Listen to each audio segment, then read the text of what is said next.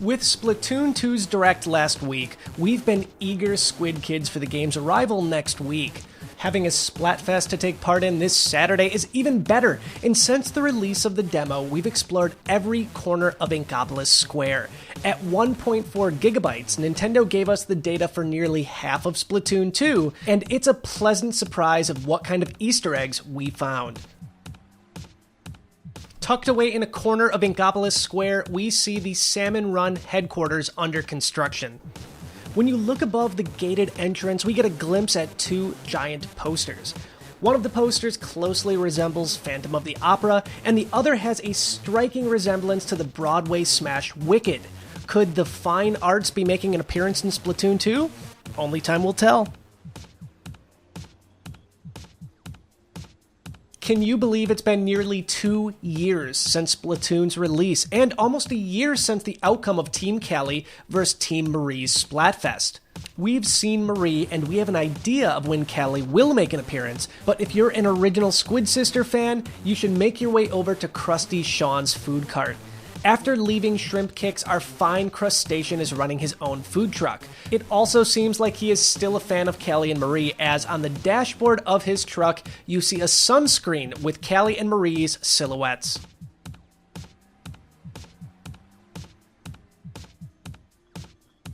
Stealing the show during Splatoon 2's Direct last week, the sequel's new duo Off the Hook has been causing a fever in the fanbase. Marina the Octarian and Pearl the Inkling are ready to MC Splatfest.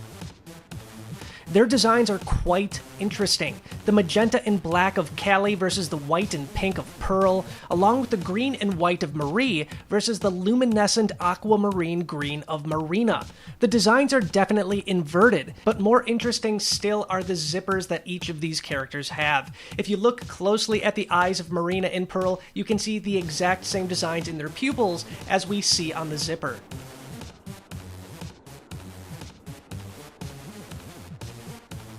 Flo's little shop headspace is a pretty relaxing area.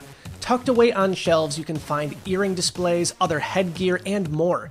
Notably though, in one of the high top shelves is a legendary cap, the hat of Captain Cuttlefish Sports. The only way to acquire this hat was to hit level 50 in Splatoon.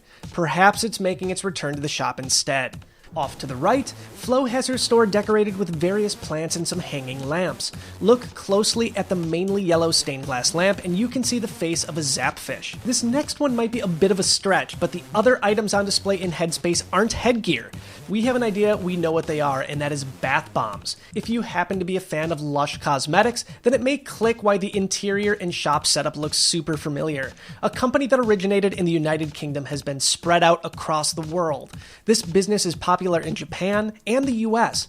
Given the Splatoon crossovers that Nintendo has established with 7-Eleven, Tower Records, and Kyoto's Aquarium, it might not be too far-fetched for some Splatoon-themed products to become a reality. A lover of Super Sea Snails, Spike has traveled from Inkopolis Plaza to Splatoon 2's Inkopolis Square. Out of sight, you can find him relaxing at a coffee shop, tapping away at his laptop. Who will upgrade your gear though? Enter Merch. This little guy might be related to Spike, but his personality sure is different. When you go to pay him a visit in the demo, he looks to be more interested in his cell phone than he is with you, but who knows how he'll react once you're fresh enough. If you're curious about that suitcase next to him, try to take a peek inside. It's a little tricky, but with the proper lighting and angle, you can spot the innards of some Super Sea Snails. That becomes a tad more morbid once you realize Merch has a new live Super Sea Snail shaking right next to him. Splatoon and Tower Records have always gone together very nicely, with loads of exclusive merchandise hitting the stores in Japan.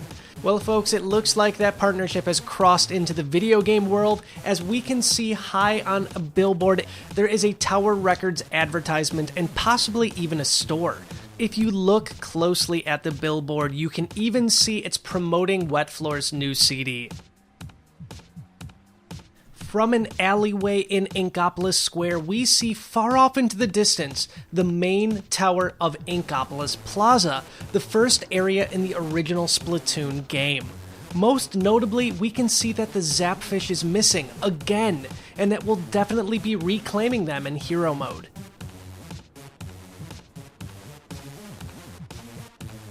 Just like in Splatoon 1, Splatoon 2's demo has an amiibo box that you can interact with right in the square. If you head around back of the box, you can see this box belongs to an Inkling Girl amiibo from the brand new Splatoon 2 line. It also shows a Nintendo Switch and a 3DS on the back of the box. Sadly, the Wii U is all but forgotten.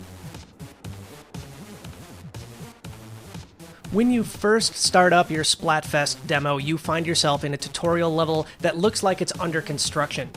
You may or may not know this, but the universe of Splatoon has its own mock alphabet and numbers. Sometimes we can even see the intention behind the typography.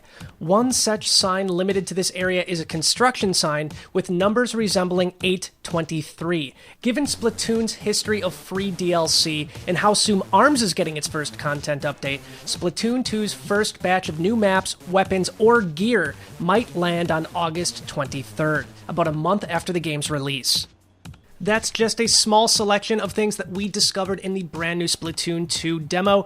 What have you guys seen? Have you noticed anything else besides what we pointed out in this video? Let us know in the comment section down below. If you like this kind of content, let us know. We would love to do more videos like this in the coming weeks.